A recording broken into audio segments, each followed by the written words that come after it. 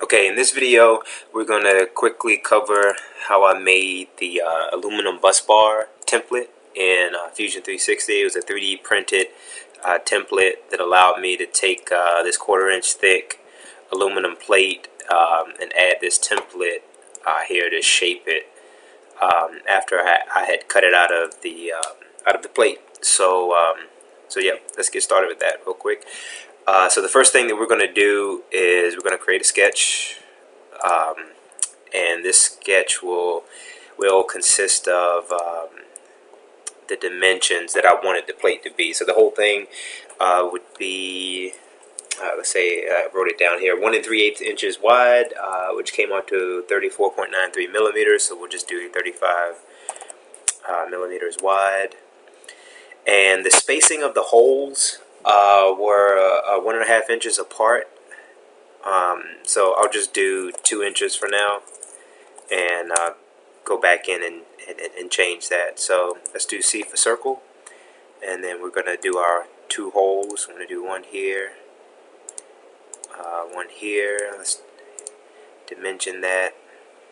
The holes are 5/16 inch, would come out to 7.94 millimeters. Let's do an equal constraint on these two. Let's create a line. So L for line, and we're going to dimension this line to be 1.5 inches apart. So 1.5 inch apart. Now another thing I could have done, it needed to be 1.5 inches apart and then on center, right? So what I did was I did the midpoint of this line to hit this point here. So, yep, there it is. So that should lock it.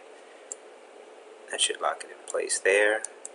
Yep. So I'm clicking and dragging to see if I can pull, and I can't. So I'm going to click this line, hit X to make it a construction line. Let's go ahead and delete this dimension here and kind of stretch this out a little bit.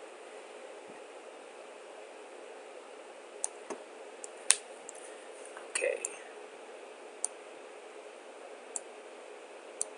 Alright, so this just will give me a visualization. So let's go ahead and I'm going to hit Q, I'm going to press pull, and this is going to be 0.25 inch. Alright, let's see that. Alright, so that's our thick block there. So let me go back and edit here. So there's some more lines I want to create. I want to create an arc. So I want to make this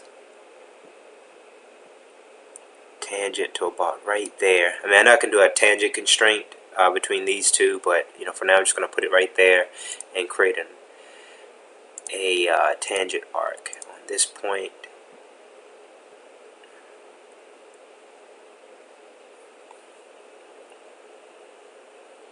I've done this before. I don't know why it's not doing it now. Okay, let's do this then. Let's create a 3-point arc. Do the point here and here, and we'll do that until the tangency constraint pops up at the bottom there. So we'll do the same thing here and here, and wait till the tangency constraint pops up. So there we are. Now let's make these. Make this a construction line. X here and X, and stop sketch. Bam. See, it automatically extruded all of it. I didn't have to go back in and try to extrude again. Alright, so there's our aluminum piece. So let's take this body and we're going to create a component. This will allow us to assemble the two pieces together. So this will be we'll do aluminum bus bar there. Okay, now we're going to create a new component right off the bat. This will be the cut template. So this is going to be the part that we 3D print. So let's create a sketch. But what we're going to do instead is that we're going to project immediately. So we're going to project on this surface this entire thing. So we're going to project that. Hit Q for press pull. So let's select all of this. I made it, I think, 3 millimeters tall. So there we are. So there's our piece, 3 millimeters tall. Now we're going to project again. Let's hide So now we're going to project these circles. Oh shucks, wait, it was asking for the sketch first. Let's just do that again. So hit P for project, and I'm going to project it on this plane, and I'm going to project this circle. Did it do both of them? Those two circles. Let's hit OK. Let's make that like visible again, and now we're going to push pull here and here. Alright, so here's how I did this. I looked at it sideways, and I pulled this out. I said, yep, I wanted to go in about that deep, and I put a taper in it. I think I needed to do a -10. Yeah, so that did a taper, so it'll just drop right down in those holes. The next thing I did in the previous design, if you see here, where is it? Yeah, here.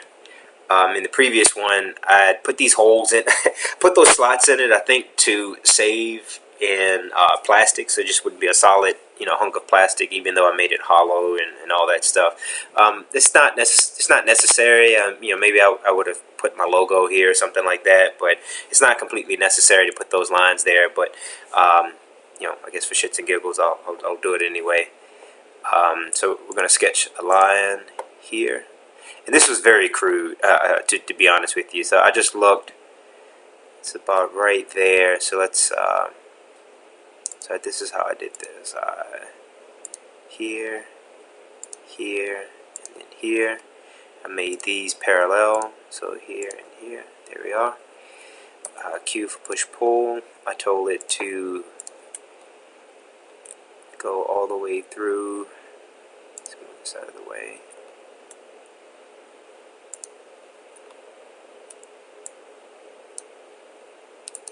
I'm not sure what happened there. Let's try that again.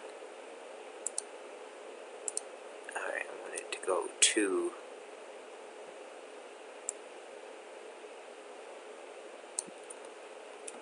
Not sure why it's not cutting automatically.